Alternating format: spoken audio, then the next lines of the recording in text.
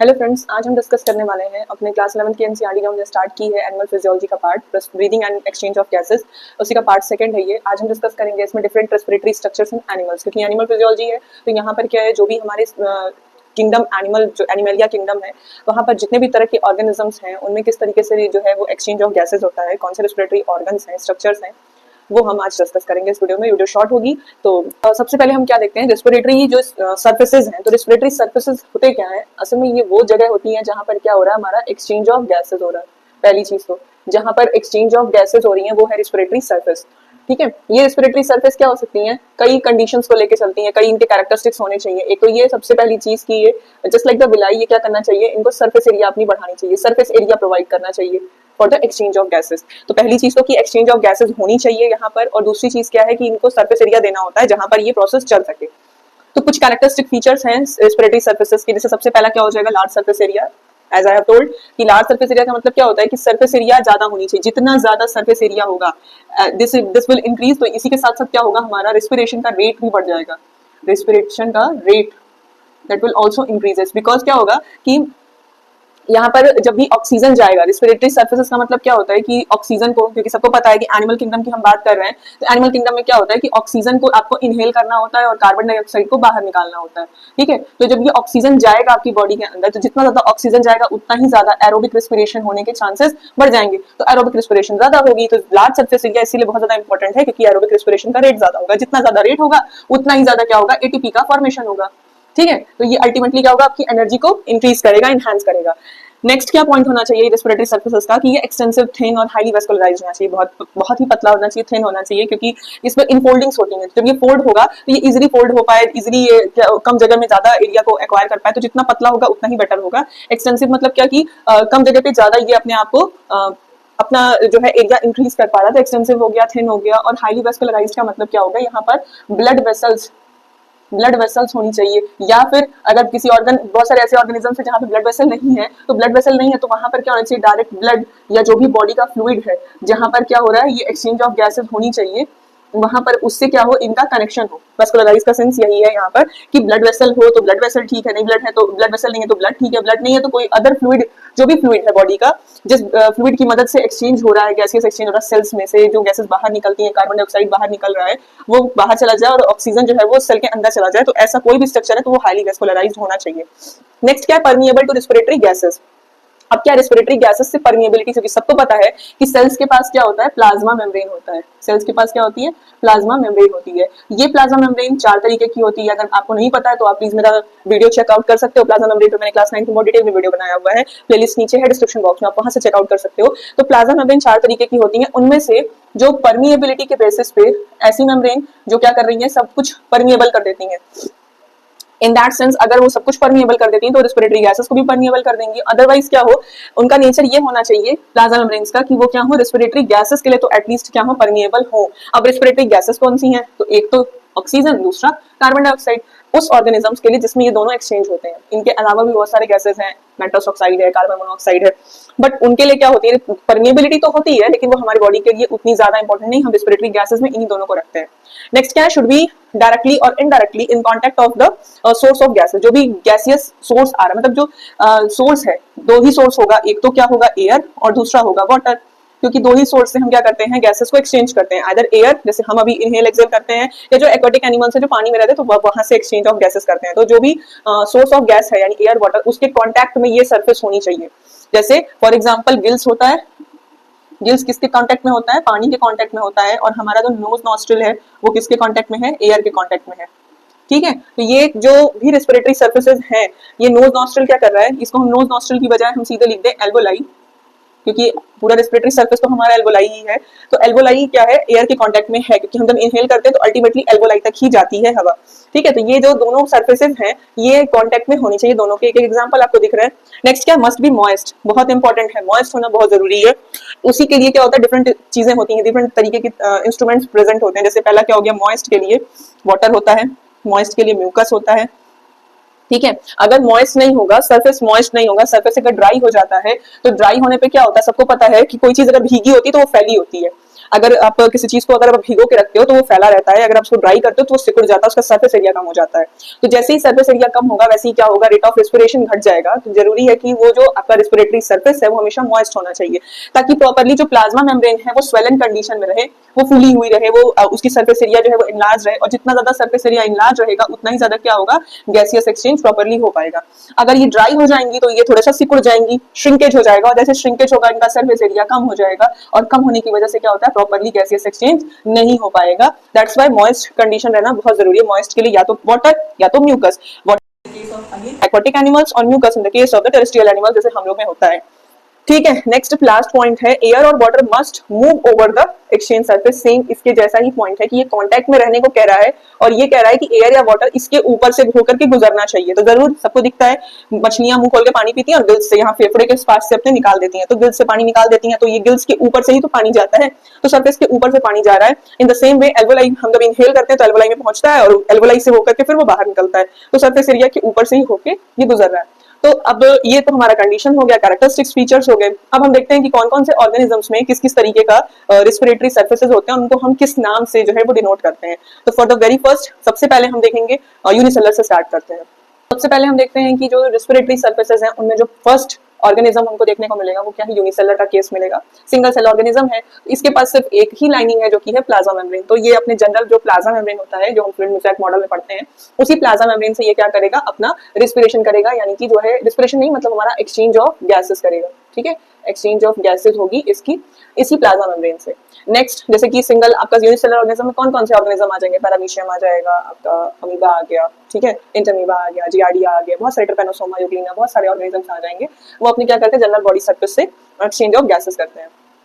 Next, हम जब animal kingdom start करते हैं तो सबसे पहला किंगडम आता है किंगडम पॉरीफेरा, और उसमें आता है स्पॉन्जेस। उसमें स्पॉन्जेस होते हैं, तो वो स्पॉन्जेस क्या करते हैं, अपने जनरल बॉडी सेल्स, जो उसके बॉडी के सेल्स होते हैं, आउटर सरफेस पे जो उसके सेल्स प्रेजेंट होते हैं, बॉडी के सेल्स, वही क्या करते हैं, एक्सचेंज ऑफ गैसेस करते हैं। जैसे कि वहां स्टोमेटा में होता था प्लांट्स में, उसमें स्टोमेटा का स्ट्रक्चर होता था, बट इनमें क्या होता है, जो बॉडी के बाहर के सेल्स हैं वो सारे सेल्स क्या करेंगे, एक्सचेंज ऑफ गैसेस करेंगे।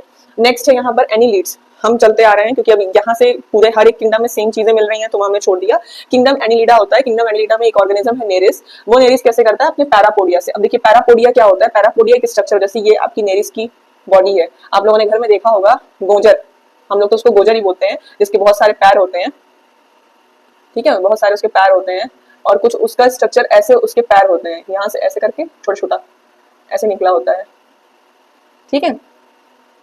थोड़ा जूम करके देखते हैं तो हमको कुछ इस टाइप का स्ट्रक्चर उसमें देखने को मिलता है, ये उसका पैरापोडिया है।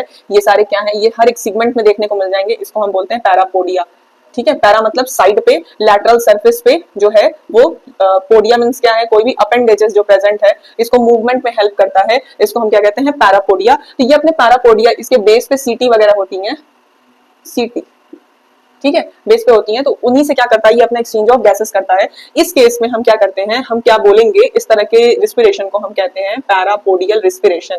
एक अलग से एक वर्ड दिया जा रहा है, पैरापोडियल रिस्पिरेशन, ठीक है। याद रहेगा, नेरिस में यानी कि एनिलिड्स में क्या होता है, पैरापोडिया से होता है, तो रिस्पिरेशन तो हम बोलते हैं पैरापोडियल रिस्पिरेशन।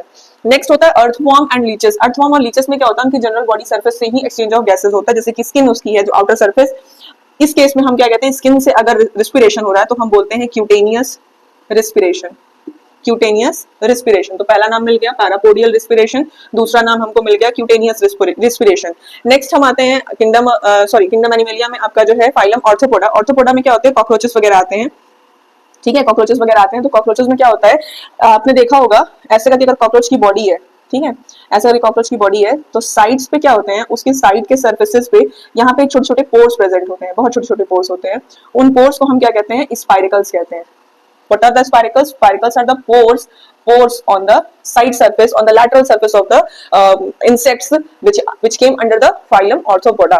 तो मैक्सिमम इंसेक्ट्स की बॉडी पे जो लैटरल सरफेस होती है, जो साइड की सरफेस जो होती है, उन पे क्या होता है, छोटे छोटे पोर्स होते हैं, सिगमेंटेड बॉडी होती है।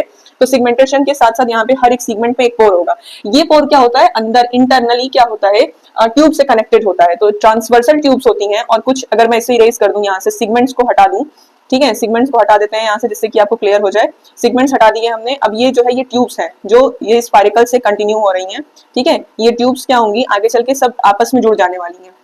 ये सारी ट्यूब्स क्या है, आपस में जुड़ जाएंगी, ठीक है। और जुड़ करके क्या होगा, एक लॉन्गिट्यूडनल, मतलब एक ऐसे लॉन्गिट्यूडनल और कुछ ट्रांसवर्सल ट्यूब्स होती हैं, ठीक, ये ट्यूब्स बाहर की तरफ ओपन हो रही हैं। इस ट्रांसवर्सल ट्यूब को हम क्या कहते हैं, ट्रैकियोल्स कहते हैं। और ये जो एक सीधी लॉन्गिट्यूडनल ट्यूब चल रही है इसे हम ट्रैकिया कहते हैं। और जो पोर ओपन हो रहा है इसे हम बोल रहे हैं स्पाइरिकल। ठीक है, तो ये पूरा इसका स्ट्रक्चर होता है ऑर्थोपोडा में रेस्पिरेटरी सर्फेसेस का। इस केस में हम क्या बोलते हैं, रेस्पिरेशन हो रहा है तो हम इस केस में ट्रैकिया या ट्रैकियोल से हो रहा है तो हम कहते हैं tracheal respiration. Tracheal respiration third हमारा हो जाएगा अकॉर्डिंग टू दिस। और या फिर हम कहते हैं tracheolar respiration. Tracheolar respiration, either tracheal respiration और ट्रैकियोलर रेस्पिरेशन। तो अभी तक हमने किंगडम एनिमलिया का फाइलम ऑर्थोपोडा तक देखा। अब इसके आगे हम देखते हैं कि कैसे क्या होने वाला है। यहाँ से सबसे जो मेजर पार्ट आता है वो फाइलम वर्टिब्रेट का आता है, तो जिसमें आपके पाइसेस आ जाएंगे, एम्फीबियंस आएंगे, रेप्टाइल्स आएंगे, फिर आपके बर्ड्स, फिर ह्यूमन बॉडी आएगी, ह्यूमंस आएंगे, मैमल्स आएंगे इनडायरेक्टली। तो हम इसको हटा करके फिर हम नेक्स्ट देखते हैं नंबर 6 से। लास्ट में हम देखते हैं कि हमारे पास, जैसे हमने 5 डिस्कस कर लिया, तो हमारे पास 3 टर्म्स मिलकर के आए। एक तो क्यूटेनियस था, ठीक है, क्यूटेनियस रेस्पिरेशन था। दूसरा हमारे पास क्या निकल करके आया, पैरापोडियल रेस्पिरेशन, पैरापोडियल रेस्पिरेशन। और तीसरा निकल के आया ट्रैकियल या फिर ट्रैकियोलर रेस्पिरेशन। ठीक है, 3 तो हमें मिल गए। अब यहाँ पे देखते हैं पाइसेस में, जब वर्टिब्रेट्स की बात करते हैं तो सबसे प्रिमिटिव टाइप का वर्टिब्रेट होगा वो क्या है, पाइसेस यानी फिशेस। इसमें होता है गिल्स से रेस्पिरेशन। और जब गिल्स से रेस्पिरेशन होता है तो हम इसे क्या कहते हैं, इसे हम ब्रैंकियल, BRANCHIAL, ब्रैंकियल रेस्पिरेशन हम इसे बोलते हैं। ठीक है, ब्रैंकियल रेस्पिरेशन बोलते हैं। यहाँ पर भी आपको मिल जाएगा ब्रैंकियल रेस्पिरेशन। ठीक है, तो ये हमारे पास चौथा पॉइंट हो गया ब्रैंकियल रेस्पिरेशन। नेक्स्ट अगर हम बात करें एम्फीबियंस की, एम्फीबियंस क्या होते हैं, लैंड वाटर दोनों पे पाए जाते हैं। वो ऑर्गेनिज्म जो लैंड और वाटर दोनों मीडियम में रहते हैं।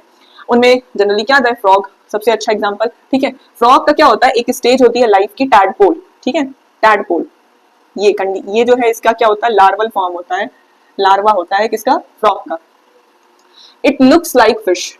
सबसे अच्छी बात क्या है, इंटरेस्टिंग बात क्या है, अगर कोई लार्वा यानी टैडपोल को देखे तो लोग कंफ्यूज हो जाते हैं कि ये फिश है कि मतलब फ्रॉग है, ये बड़ा होकर फ्रॉग बनेगा या फिश बनेगा, ये बड़ा होकर फ्रॉग बनेगा। ठीक है, तो ये क्या होगा, टैडपोल जो है इसके पास पूरा इसका स्ट्रक्चर, जो भी फिन्स वगैरह होते हैं, मछलियों में फिन्स होती हैं, गिल्स होते हैं, ये सारे स्ट्रक्चर, इसके टेल होती है, बहुत कुछ इसमें पाया जाता है। मेटामॉर्फोसिस होता है, अचानक से ड्रास्टिक चेंज होता है और ये टैडपोल किसमें कन्वर्ट हो जाता है, फ्रॉग में कन्वर्ट हो जाता है।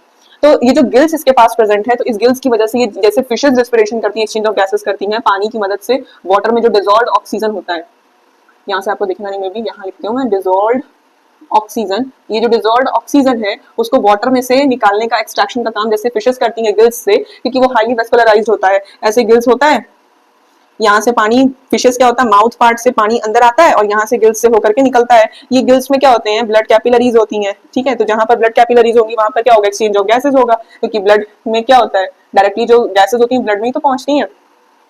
ठीक है, तो ये एक्सचेंज ऑफ गैसेस यहाँ पर हो जाएगा। तो हम कहेंगे कि गिल्स से जो रेस्पिरेशन हो रहा है एम्फीबियंस में, branchial respiration only in the case of the larva of the frog. Frog में लार्वा जो होता है टैडपोल, उसमें देखने को मिलता है। ठीक है, कुछ और ऑर्गेनिजम्स भी हैं जिनमें आपको देखने को ये मिल जाएगा, बट यहाँ पर इन सिंपल फॉर्म हम टैडपोल को लेके चलते हैं। टैडपोल में आपको गिल्स मिल जाएगा। इसके अलावा जो अडल्ट फ्रॉग है, अडल्ट फ्रॉग जो है उसमें क्या होता है, ये आपको 3 चीजें मिलेंगी, एक तो स्किन, दूसरा लंग्स, तीसरा उसकी बक्कल कैविटी। बक्कल कैविटी मतलब माउथ का पार्ट है। स्किन से अगर रेस्पिरेशन, अगेन क्यूटेनियस बताया ही आपको, स्किन से रेस्पिरेशन हो रहा है, एक्सचेंज ऑफ गैसेस हो रही है।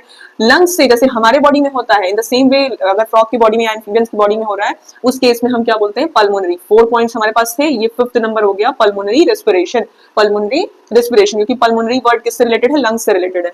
नेक्स्ट इसके अलावा क्या होता है, नंबर 6 पे आता है बकल कैविटी। बकल कैविटी से भी रेस्पिरेशन होता है। अगर वो बार बार मुंह खोलता है अपना, तो वहां से जो बकल कैविटी, जो फेरिंग्स वगैरह है, फेरिंग्स का पार्ट है, वहां से भी क्या होता है, एक्सचेंज ऑफ गैसेस होती है, क्योंकि वहां भी जनरल बॉडी सरफेस होती है जैसे स्किन होती है।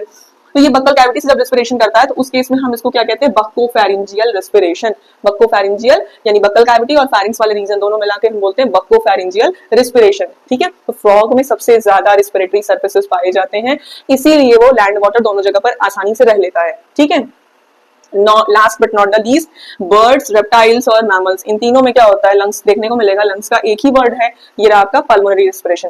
यानी अगर हम सर्फेसेस की बात करें तो ये 6 सर्फेस तो ऐसे हो गए, और 2 सर्फेस हमारे पास थे, एक तो यूनिसेलर में प्लाज्मा मेम्ब्रेन और एक स्पॉन्जेस में जो जनरल बॉडी सेल्स होते हैं वो। तो लगभग 8 आपको रेस्पिरेटरी सर्फेसेस के बारे में पता चल गया, और आपको ये भी पता चल गया कि रेस्पिरेटरी सर्फेस होने के लिए क्या क्या कैरेक्टरिस्टिक प्रॉपर्टी होनी चाहिए।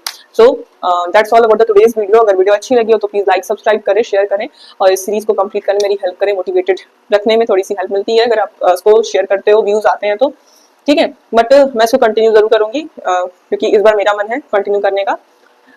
सो नेक्स्ट वीडियो में हम लेकर के आते हैं ह्यूमन रेस्पिरेटरी सिस्टम। हम उसको डिटेल में डिस्कस करेंगे, स्ट्रक्चर वगैरह होगा। फिर उसके बाद हम रेस्पिरेटरी जो पिगमेंट्स होते हैं उनके बारे में बात करेंगे। ठीक है, तो यहाँ पर आज के लिए बस इतना ही। Thank you and stay tuned with me.